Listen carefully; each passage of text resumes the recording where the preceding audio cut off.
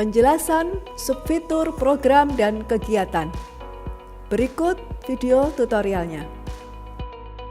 Untuk subfitur program dan kegiatan, berfungsi untuk melihat daftar program dan kegiatan yang akan digunakan dalam proses penyusunan IRCAM.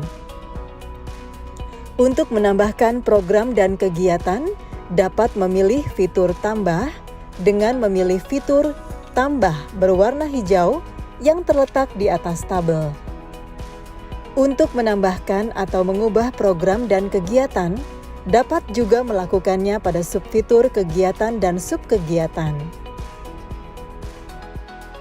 Demikian penjelasan subfitur program dan kegiatan.